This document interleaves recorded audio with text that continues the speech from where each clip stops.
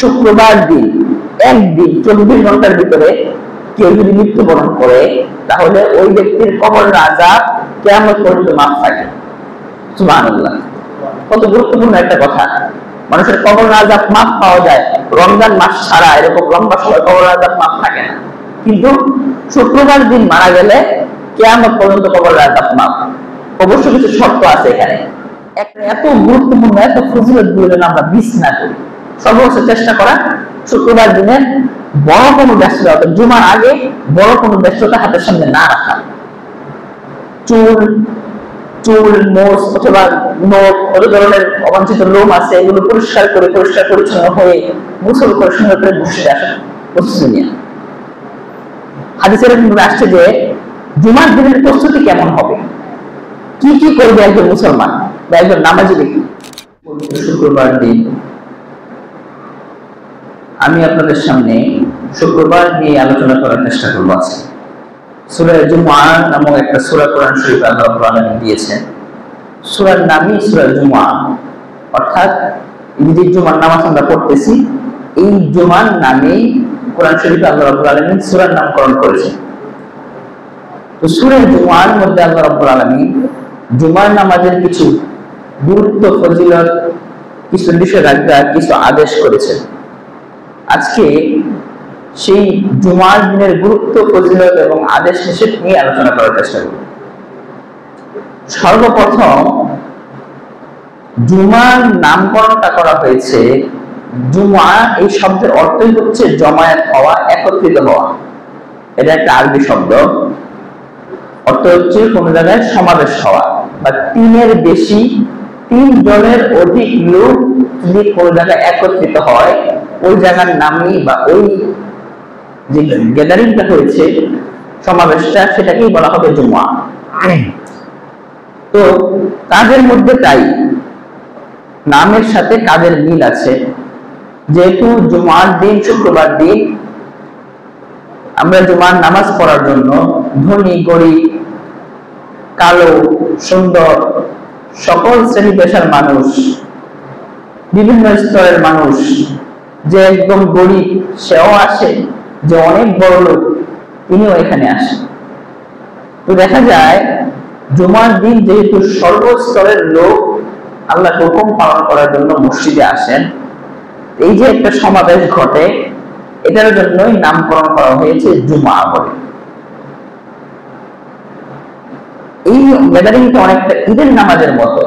ঈদের দিন যেমন আমরা সাজগোজ করে, গোসল করে, আতর সুগন্ধি লাগিয়ে যেমন আগে আগে ঈদগাহে চলে আসি, মসজিদে চলে আসি, ঠিক একইভাবে জুমার দিনটা অনেকটা ওই রকম। এজন্য কোনো ফুকাহায়ে কেরাম বা উলামায়ে কেরাম বলেছেন যে শুক্রবার দিনটা হচ্ছে সাপ্তাহিক ঈদের দিন। কারণ বছরের 2টা ঈদ তো আমরা অবশ্যই পালন করি, বাৎসরিক 2টা ঈদ। কেউ কেউ বলেছেন সপ্তাহের একটা ঈদ আছে, এটা হলো সেই শুক্রবার দিন। কারণ অনেকটা সিমিলার, অনেক কিছু দেখা যায় ঈদের নামাজের সাথে জুমার নামাজের মিল আছে।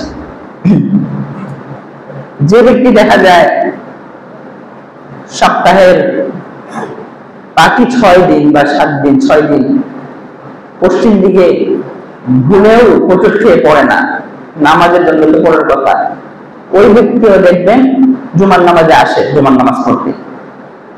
আমাদের সিটি কমপ্লেক্সে এত লোক, আমরা তো মনে করি যে আসলে হয়তো মানুষ নাই, খুব কম, এত বড় মসজিদ খালি পড়ে আছে, কিন্তু আসলে জুমার দিন আমাদের এই ধারণা ভুল প্রমাণিত হয়।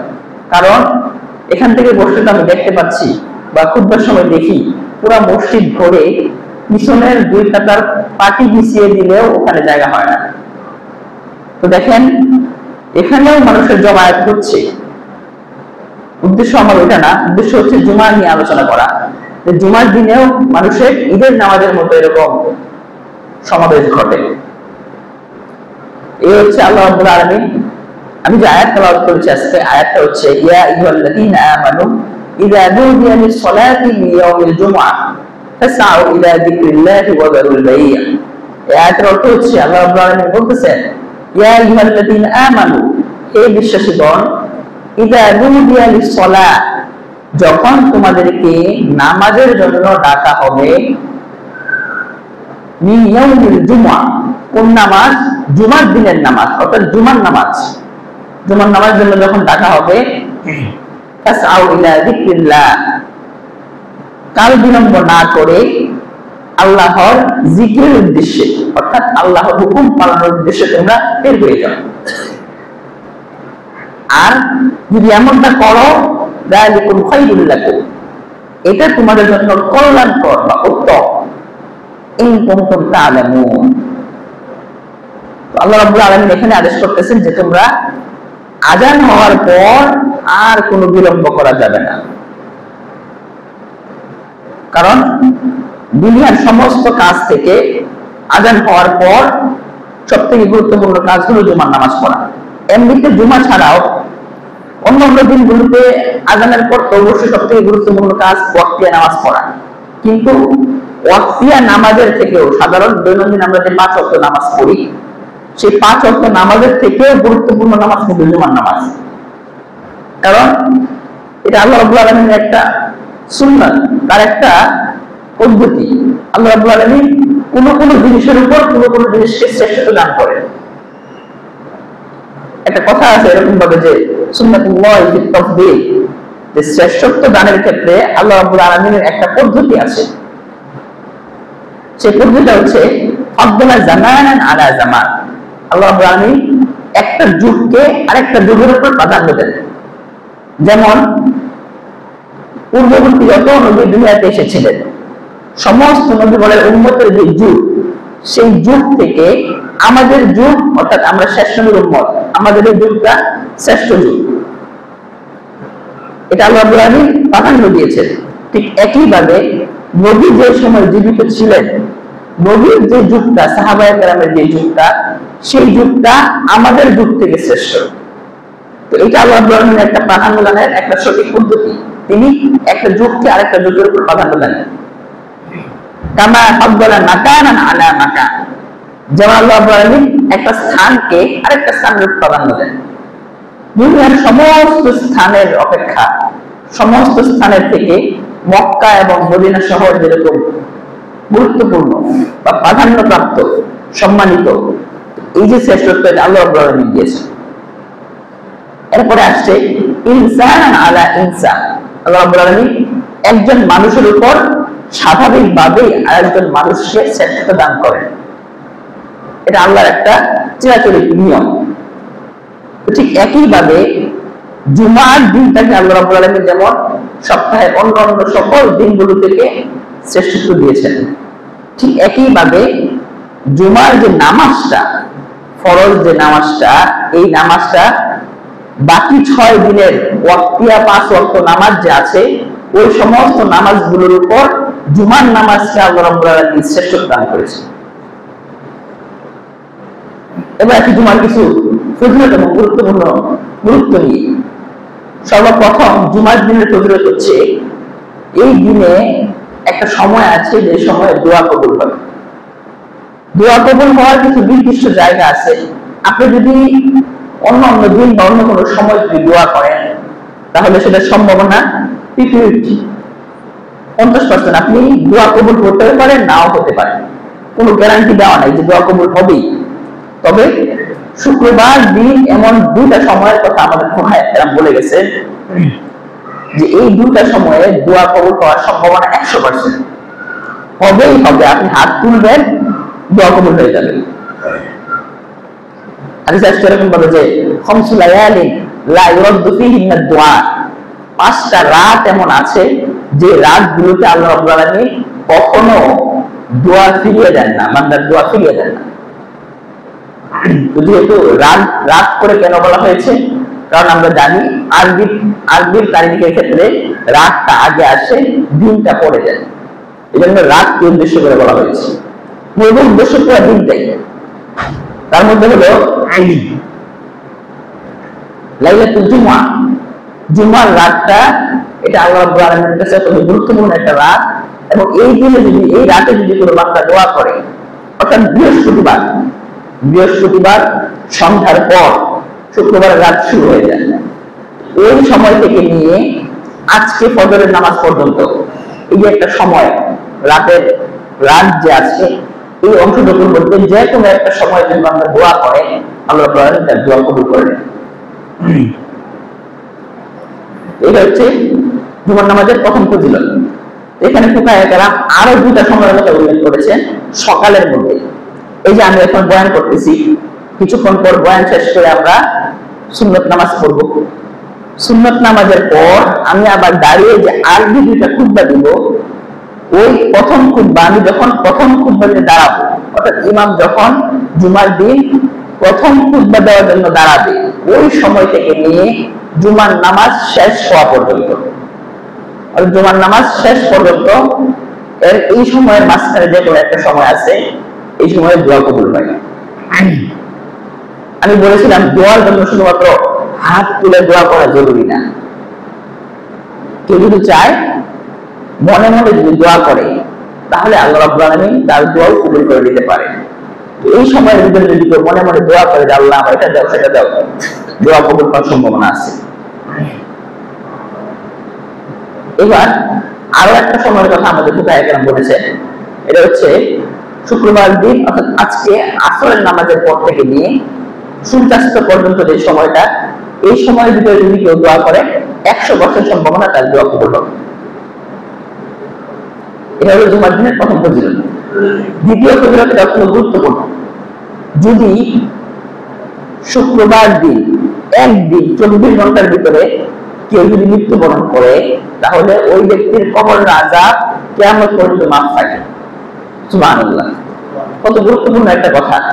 মানুষের কবরের আযাব মাফ পাওয়া যায় রমজান মাস ছাড়া, এরকম লম্বা সময় কবরের আযাব মাফ থাকে না, কিন্তু শুক্রবার দিন মারা গেলে কিয়ামত পর্যন্ত কবরের আযাব মাফ। অবশ্য কিছু শর্ত আছে এখানে। এক নম্বর শর্ত হচ্ছে ওই ব্যক্তিকে মুসলমান হতে হবে, অবশ্যই মুসলমান হতে হবে। দ্বিতীয়ত হচ্ছে কবিরা যে সমস্ত গুনাহ আছে, বড় বড় গুনাহ, নামাজ পড়ে না, তারপরে শিরক করা,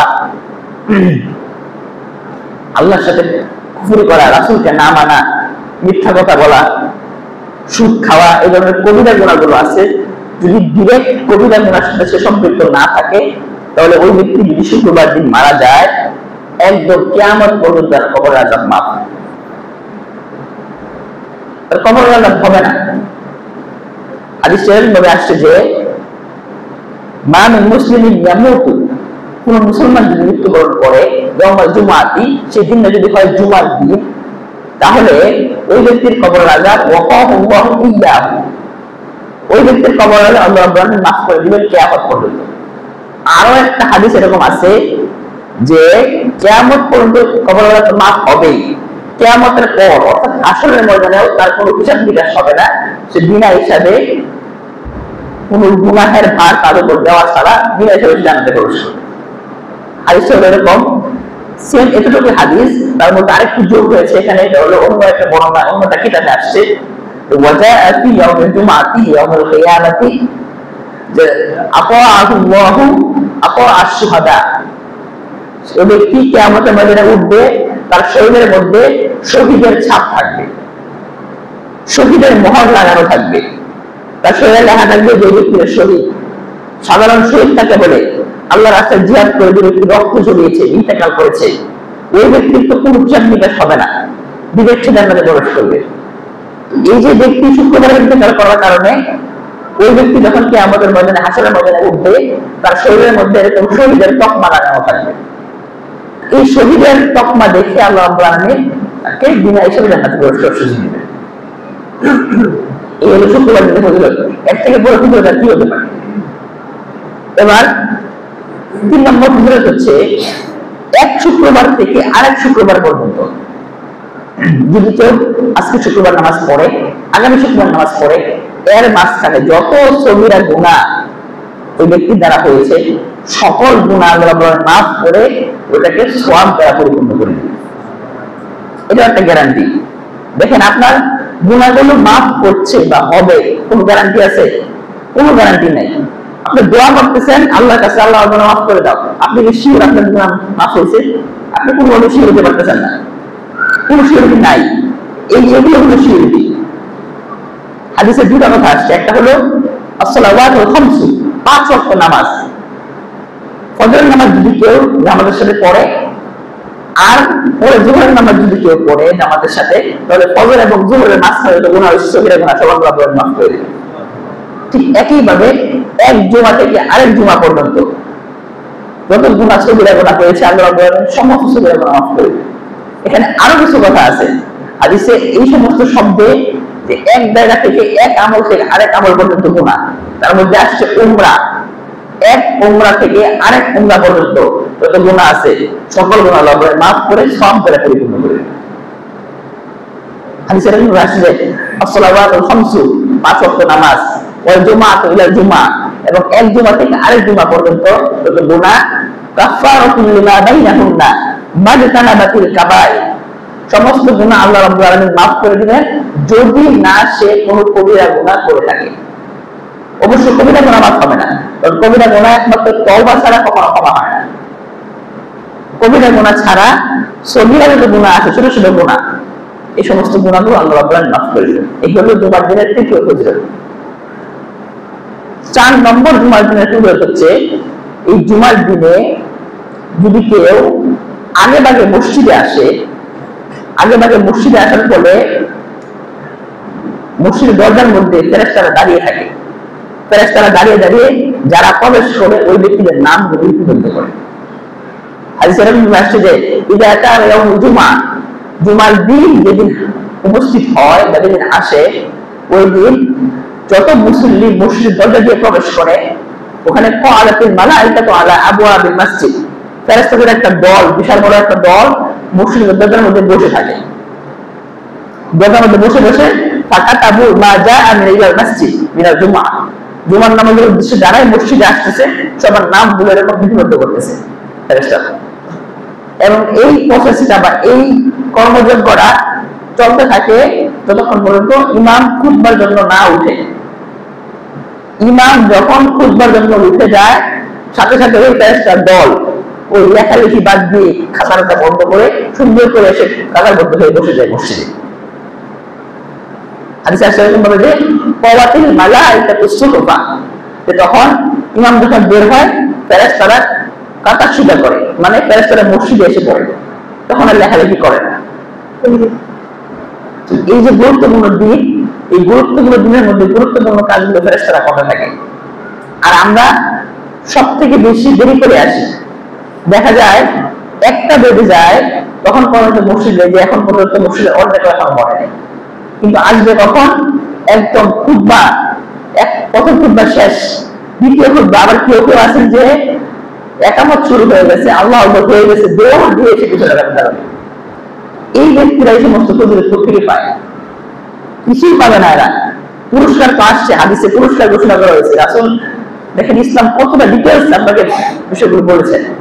ইসলাম বলতেছে যে যদি কোনো ব্যক্তি জুমার দিনে যখন কোনো ব্যক্তি জুমার দিন গোসল করে ওই ব্যক্তি আগে ভাগে মসজিদে আসে, ইদা রাহা, বলছে রাহা হচ্ছে সবার আগে মসজিদে আসে। সবার আগে কয়জন আসবে? 1 জন 2 জন।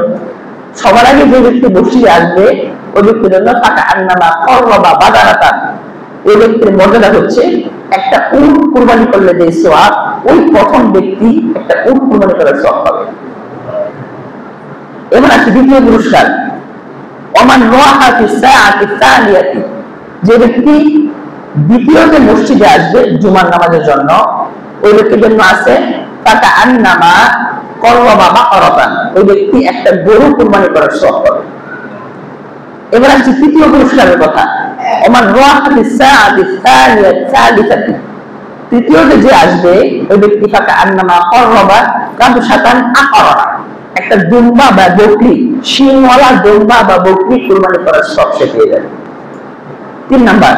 4 নম্বর হচ্ছে ওমান রাহা ফি সাআতি রাবিআতি, 4 নম্বর যে মসজিদে আসবে ওই ব্যক্তির আছে ফাকা আন্নামা করবা দাজাজাতান, ওই ব্যক্তি একটা মুরগি কুরবানি করার সওয়াব পাবে। দেখেন একটা মুরগি করে নিয়ে আসছে, আর কত সহজ করবে আপনাদের জন্য। একটা মুরগি কুরবানি করার সওয়াব ওই ব্যক্তি পেয়ে যাবে। মুরগি কুরবানি হয় ছোট্ট জিনিস, এই মুরগি এটাকে কুরবানি করার সওয়াব আল্লাহ আমলনামায় দান করবেন। এবার আছে 5 নম্বর। 5 নম্বর পর্যন্ত ইনশাআল্লাহ দিলেন। সর্বশেষ হচ্ছে ওমান রাহা ফিল মসজিদি ফি সাআতিল খামিসাতি, পঞ্চম পর্যায়ে মসজিদে আসতেছে ফাঁকা আন্নামা করবা বাইরটা একটা ডিম কোরবানি করার সব দিচ্ছে। উঠ থেকে এসে ডিম পর্যন্ত টেকছে, দেখেন আর কি দিবে, ডিমের পরে আর কি দিবে, চকলেট কিনলাম তো আর দেওয়া যাবে না। দেখেন আল্লাহ রাব্বুল আলামিন কত সহায় আমাদের উপর, যে আমরা যেন নেক অর্জন করতে পারি, নেক অর্জন করতে পারি। ঘোষণা হয়ে গেছে ফাসাউলা যিকরিল্লাহ, আল্লাহর জিকিরের দিকে ধাবিত হও, চলে আসো চলে আসো। তারপরও দুনিয়ার কাজের মধ্যে লেগে আছে। এই ফজিলত গুলো আপনার আমার জন্যই, এগুলো যদি আমরা পাই লাভ আমাদেরই। আল্লাহ রাব্বুল আলামিনের বিন্দু পরিমাণ কোনো লাভ নাই এখানে। আল্লাহ বলতেছেন দুনিয়ার সবাই যদি কেউ যদি আল্লাহর নাম উচ্চারণ না করে, আল্লাহর কিঞ্চিত মাছের দানা পরিমাণে কোনো ক্ষতি আল্লাহ রাব্বুল আলামিন হবে না। এই জন্য শুক্রবার দিনের এত গুরুত্বপূর্ণ, এত ফজিলত গুলো যেন আমরা মিস না করি। সর্বোচ্চ চেষ্টা করা শুক্রবার দিনের বড় কোনো ব্যস্ততা, জুমার আগে বড় কোনো ব্যস্ততা হাতের সামনে না রাখা। চুল মোষ অথবা নখ, কত ধরনের অবাঞ্ছিত লোম আছে, এগুলো পরিষ্কার করে পরিষ্কার পরিচ্ছন্ন হয়ে গোসল করে সুন্দর করে বসে আসা প্রস্তুতি নিয়ে। হাদিসের মধ্যে আসছে যে জুমার দিনের প্রস্তুতি কেমন হবে, কি কি করবে একজন মুসলমান বা একজন নামাজি ব্যক্তি। একটা হাদিসের মধ্যে আসছে যে মানের মুতাসালা, জুমার দিনে একজন মুসলমান সর্বপ্রথম গোসল করবে। গোসল করার পর ওই ব্যক্তি ইস্তান্না মেসওয়াক করবে। মেসওয়াক করার অনেক গুরুত্ব এবং ফজিলত, মেসওয়াকের উপর একদিন একটা বিস্তারিত আলোচনা করব ইনশাআল্লাহ। তারপর মেসওয়াক করবে। মেসওয়াক করার পর সুম্মা মাসসা মিন তিবিন, কোনো আতর সুগন্ধি যদি থাকে ওই আতর সুগন্ধি মেখে তারপর আহসানা সিয়াবিহি, সবথেকে উত্তম যে জামাটা আছে সেই জামাটা, সেই পোশাকটা পরিধান করবে। পরিধান করার পর সুম্মা যা ইলাল মসজিদ, এরপর মসজিদে আসবে। মসজিদে আসার পর ওয়ালাম ইয়াতাহাত্তু রিকাবান নাস, এটা অবশ্য আমাদের মধ্যে খুব কমই দেখা যায়, তারপর অনেক জায়গায় দেখা যায়। ইয়াতাহাত্তু রিকাবান নাস বলতে হচ্ছে যে ব্যক্তি পরে আসছে, অনেকে আছে এরকম দেখবেন আসছে পরে কিন্তু চেষ্টা করে সবার মাথার উপর দিয়ে ডিঙ্গিয়ে সামনে আসার চেষ্টা করে। এটা স্পষ্ট হাদিসে এসে আসছে। আল্লাহ হাদিস একবার বক্তৃতা দিচ্ছিলেন মিম্বরে বসে, তো এক সাহাবী জুমার দিন পরে এসে সামনে আসার চেষ্টা করতেছে, দুই তিন কাতার এরকম সামনে এসে পড়েছে। আল্লাহ হাদিস থামিয়ে দিলেন, থামো তুমি, তখন আজ এইটা ইনসান, তুমি তো তোমার সাথে সঙ্গীদেরকে কষ্ট দিচ্ছ, ওখানে বসে যাও তাড়াতাড়ি।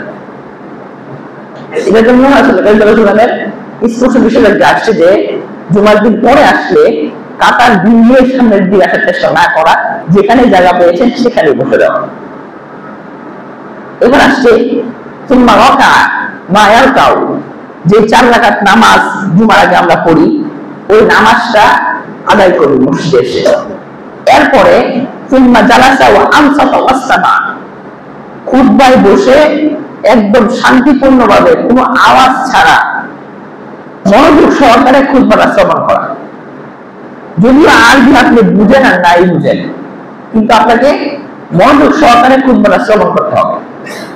এটা হাওলাল ইমাম, এটা হচ্ছে জুমার দিনের প্রস্তুতি। এবার জুমার দিনের কিছু আমল নিয়ে, যে আমল গুলো কম এত বেশি আমল করলে অত্যন্ত গুরুত্বপূর্ণ আমল এগুলো অনেক সুবিধা দান করবে। সর্বপ্রথম যেটা হচ্ছে এটা হচ্ছে, আচ্ছা আরো একটা কথা বলে দিই, দেখেন হাদিস শরীফ এবং ইসলামী শরীয়তের মধ্যে সংসারের কাজ যে আছে একান্ত ব্যক্তিগত কাজ, কিন্তু এই ব্যক্তিগত কাজটা যদি আপনি আল্লাহ এবং রাসূলের সুন্নাত অনুযায়ী করেন তাহলে এই ব্যক্তিগত কাজটাও বিশাল বড় নেক এবং ফজিলত আপনাদের নিয়ে আসবে। তার মধ্যে হলো জুমার রাতে, অর্থাৎ বৃহস্পতিবার, আমরা সাধারণত আমরা গণনা করি, আমাদের হিসাবেই বলতেছি আমি, বৃহস্পতিবার দিন গিয়ে যে রাত মাগরিবের পর থেকে শুক্রবার শুরু হয়ে যায়, এই যে বৃহস্পতিবার রাত মানে শুক্রবার রাতে যদি কেউ স্ত্রী সহবাস করে, ওই ব্যক্তির জন্য দেখেন কত ফজিলত। হাদিসটা শুনেন যে মানে মুতাসালা, যে ব্যক্তি ওই রাত্রে স্ত্রী সহবাস করবে, করার পর পরের দিন সকালে ফজরের সময় গোসল করবে, নিজে গোসল করবে এবং স্ত্রীও গোসল করবে, এবং আগে ভাগে ওই ব্যক্তি মসজিদে আসবে, আগে ভাগে মসজিদে আসবে, তারপর মসজিদে এসে নামাজ আদায় করবে, ওই ব্যক্তি মসজিদে আসার সময় এই যে পা ফেলে আসতেছে, প্রত্যেকটা কদমে কানা লাহু বিকুল্লি কদামিন কিয়ামুহা আজরু সালাতিন সিয়ামুহা ওয়া কিয়ামুহা, প্রত্যেকটা কদমে 1 বছরের নফল রোজা এবং 1 বছরের নফল নামাজের সওয়াব ওই ব্যক্তি আমলনামায় পেয়ে যায়। একান্ত সংসারের কাজ, ব্যক্তিগত কাজ। কিন্তু আপনি যদি ইসলামের শরীয়ত অনুযায়ী করেন, রাসূলের সুন্নাত অনুযায়ী করেন, তাহলে 1 বছরের নফল রোজা এবং নামাজের সওয়াব প্রত্যেক কদমে পাচ্ছেন। মসজিদে আসতে কতগুলো কদম লাগে, কতগুলো পা ফেলা লাগে আপনার, এই প্রত্যেকটা পায়ের মধ্যে 2 বছর, 1 বছর রোজা, 1 বছর নামাজের সওয়াব, নফল নামাজের সওয়াব আমলনামায় হয়ে যাচ্ছে। এটা হচ্ছে জুমার দিনের ফজিলত। এরপরে জুমার দিনের মানে সকাল নামাজ পড়া, জুমার দিনের সকাল থেকে নিয়ে মাগরিব পর্যন্ত যে সময়টা, এই সময়ের ভিতরে আরো কিছু আমল আছে, ছোট্ট আমল, অনেক সওয়াব।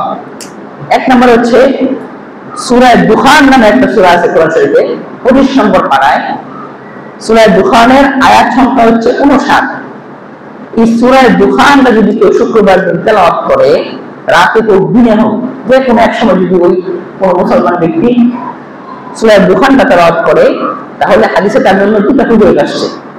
1 নম্বর ফজিলত হচ্ছে সূরা দুখান, মান ক্বারা সূরাতুদ দুখান, যে ব্যক্তি সূরা দুখান তেলাওয়াত করবে, গুফিরা লাহু, তার পিছনে সমস্ত গুনাহ আল্লাহ মাফ করে দিবেন। দেখেন গুনাহ মাফ করার কত পদ্ধতি, যে কোনো একটা যদি আপনি পালন করেন, আপনার গুনাহ মাফ হওয়ার গ্যারান্টি আছে এখানে। আরো একটা হাদিসে একই শব্দ একটু ভিন্ন শব্দে আসছে, বলতেছে যে ব্যক্তি মান ক্বারা দুখান ইয়াউমাল জুমআ, সূরা দুখানটা এই 59 আয়াত পড়তে বেশিক্ষণ লাগে না। এই আয়াতটা, এই সূরাটা যদি কেউ শুক্রবার দিন পড়ে, তাহলে ওই ব্যক্তি বানাল্লাহু লাহু বাইতান ফিল জান্নাহ, আল্লাহ রাব্বুল আলামিন ওই ব্যক্তির জন্য একটা ঘর জান্নাতে নির্মাণ করবেন। এবার আরো একটা ফজিলত দেখেন জুমার দিনের, যে ব্যক্তি জুমার দিনের প্রস্তুতি ভালোভাবে গ্রহণ করে, আগে থেকে মসজিদে আসে, ওই ব্যক্তির জন্য আল্লাহ রাব্বুল আলামিন তো বিশাল ফজিলতের কথা বললাম। আরো কিছু ফজিলত আছে এখানে। একটা জুমার নামাজটা শুরুতে যে আয়াত আমি তেলাওয়াত করেছি, ইদা নুদিয়া লিস-সালাতি মিন ইয়াউমিল জুমআ, যখন আযান হয়ে যায়, দুনিয়ার সমস্ত বেচাকেনা, দুনিয়াবি কাজ সবকিছু ছেড়ে মসজিদের দিকে তোমরা আসো। এই আয়াতটা যখন নাযিল হয়, তখন জুমার আযান ছিল, এখন আমরা আযান দিই কয়টা? 2টা আযান দিই, একটা একামত দিই। একটা আযান 12:15 দিকে দিই, আর একটা আযান ইমাম যখন খুতবা দেওয়ার জন্য মিম্বরে ওঠেন তখন একটা আযান দিই। নবীর যুগে আযান ছিল একটা, 12:15 দিকে যে আযানটা আমরা দিই এখন, নবীর যুগে এটা ছিল না। পরে নবীর যুগে যখন এটা ছিল না, দেখা যায় নবীর যুগে তখন তো ইসলামের এতটা শক্তিশালী হয় নাই, ইসলামের মানুষ খুবই কম, মাত্র আসতেছে ইসলামের দিকে। তো নবী যখন ইন্তেকাল করলেন, নবীর পর বাকি 2 জন খোলাফায়ে রাশিদিন, আবু বকর রাদিয়াল্লাহু আনহু, ওমর রাদিয়াল্লাহু আনহু, তাদের যুগ চলে গেছে ওই এক আযানের উপর। এরপর যখন হযরত উসমান গনি রাদিয়াল্লাহু আনহু তিনি আসছেন খেলাফতের দায়িত্ব গ্রহণ করতেন, তখনকার সময় ইসলাম অনেক শক্তিশালী হয়ে গেছে। ইসলামের মধ্যে অনেক মানুষ, দেখা যায় তখন আর মসজিদে জায়গা হয় না, বিভিন্ন মানুষ বিভিন্ন ব্যস্ততায় বাজারে, তখন আযান হইতো। তখন আগে নবীর যুগে আযান হইতো, মিম্বরে উঠলে ইমাম, তখন আযান হইতো, তখন খুতবা হইতো, তখন মানুষ আসছে। তো মানুষ ছিল কম ইসলামের মধ্যে, আগে ব্যস্ততা ছিল কম, মানুষ আগে থেকে সব মসজিদে এসে বসে থাকতো। তো মানুষ সবাইকে নিয়ে একজন মুয়াজ্জিন দাঁড়াতেন, আযান দিতেন, রাসূল খুতবা দিতেন, নামাজ হয়ে যেত। যখন উসমান গনি রাদিয়াল্লাহু আনহুর যুগ আসলো, তখন ইসলাম অনেক শক্তিশালী, অনেক মানুষ ইসলামে আছে। তো মানুষ বেশি, কাজও বেশি, ব্যস্ততা বেশি, বাজারে বিভিন্ন জায়গায় মানুষ কাজ করতেছে। ওই ব্যক্তিরা তো তাৎক্ষণিক মসজিদে এসে বসে থাকার সুযোগ নেই, আযান হবে পরে মসজিদে আসবে। তো আযান যদি খুতবার আগ মুহূর্তে হয়, তো আযান হইলে ওই ব্যক্তিরা বাজারের কাজকর্ম ছেড়ে গোসল করে পরিষ্কার পরিচ্ছন্ন হয়ে নামাজ পড়তে পারবে, এসে কোনোভাবে সম্ভব না।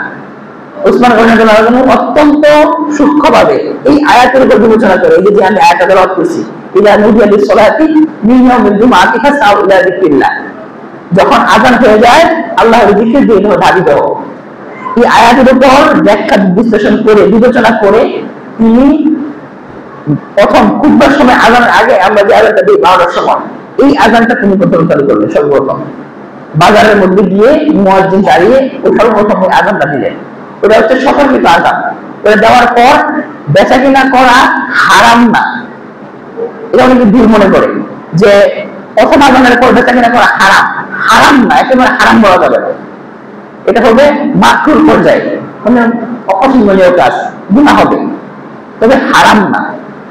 দ্বিতীয় যে আজান অর্থাৎ খুতবার, ইমাম সাহেব খুতবায় বসার পর যে আজানটা দেয়, এটার পরে দুনিয়ার কোনো কাজ করা একদম বিলকুল হারাম।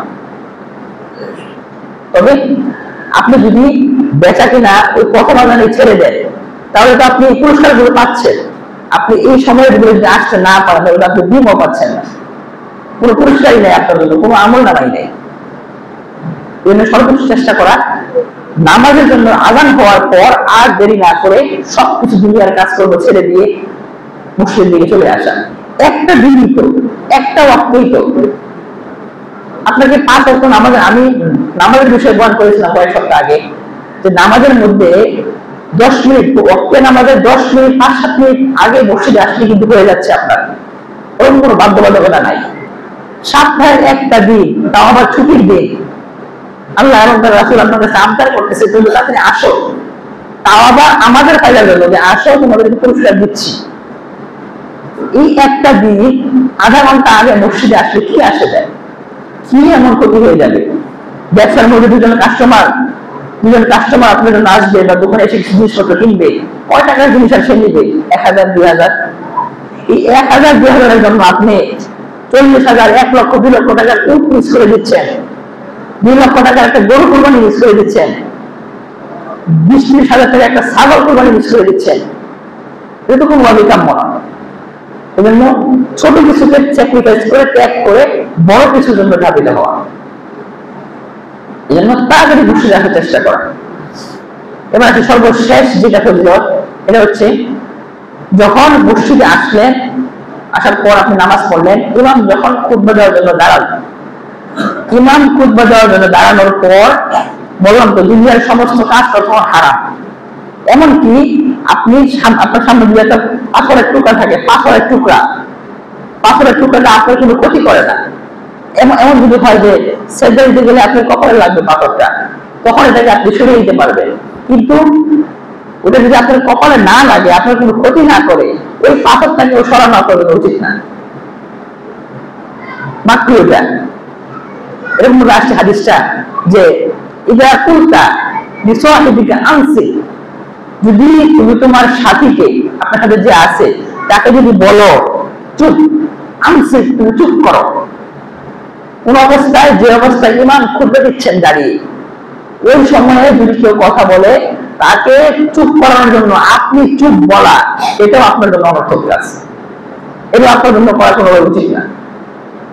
এরকম আছে ওয়াল হাস্স মাসুল হাস্স হুয়া লাগাইতা হুয়া লাগাও, এটা বললাম আসলে কণা, কঙ্কর, এটাকে যদি হাত দিয়ে সরাই, একটু বালু সরিয়ে দেই, বা একটু জায়নামাজের সুতা নিয়ে ক্রিয়া করা, একটু মোবাইল টিপা, এই সব কিছু অনর্থক কাজ, কোনটাই করা যাবে না।